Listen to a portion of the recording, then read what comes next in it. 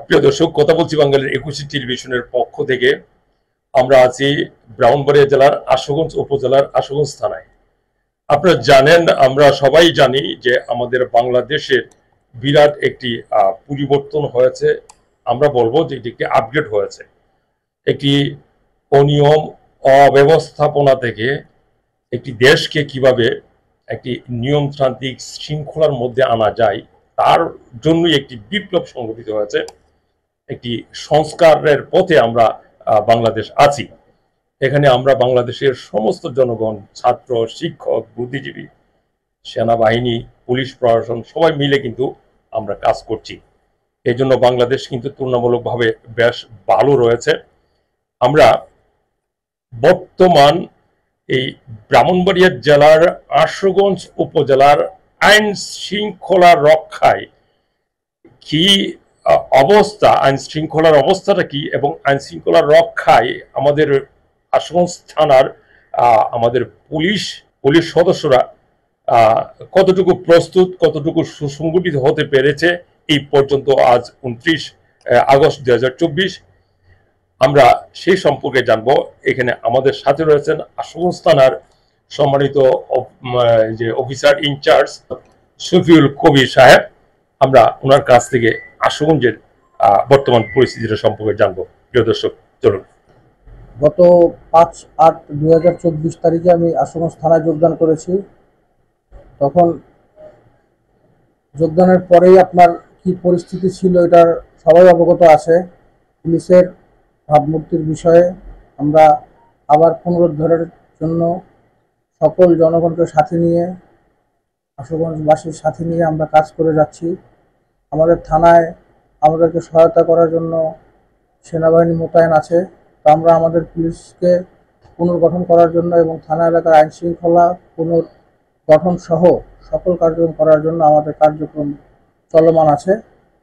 Overall Ashuganj থানা এলাকার পরিস্থিতি, আইন শৃঙ্খলা পরিস্থিতি মোটামুটি স্বাভাবিক আছে এবং আমরা আমাদের পুলিশের আরও কার্যক্রম গতিশীল করার জন্য যা যা করা দরকার আমরা সকল কার্যক্রমই করব।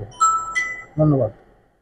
এখানে কিন্তু বাংলাদেশের প্রতিটি থানায় এবং বাংলাদেশকে একটি শান্তিপ্রিয় অবস্থায় রাখার জন্য, যাতে অযথা বিচার বহির্ভূত কোনো হত্যাকাণ্ড, মারামারি, সংঘর্ষ না হয়, সেই জন্য প্রতিটি থানাতে বাংলাদেশের একেবারে অনিয়ম অব্যবস্থাপনার চূড়ান্ত পর্যায়ে বাংলার মানুষ যাদের উপরে আস্থা রেখে আসছে, বাংলাদেশ সেনাবাহিনীও কিন্তু এই আশুগঞ্জ থানায় দায়িত্বরত রয়েছেন।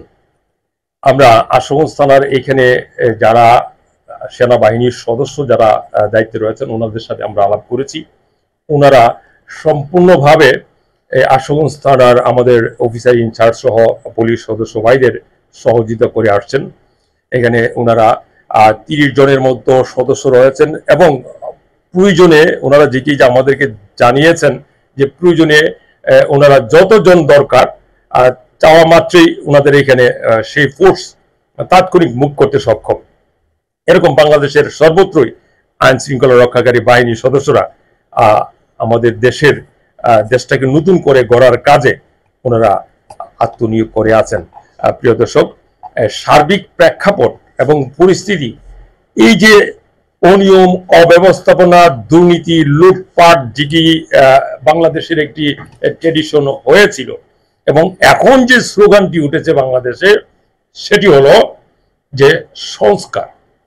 যুগের উপযোগী বিশ্বানুপযোগী ব্যবস্থা নির্মাণ করতে হলে আমাদের নির্দিষ্ট দেশের সংস্কার দরকার, নির্দিষ্ট এলাকার সংস্কার দরকার।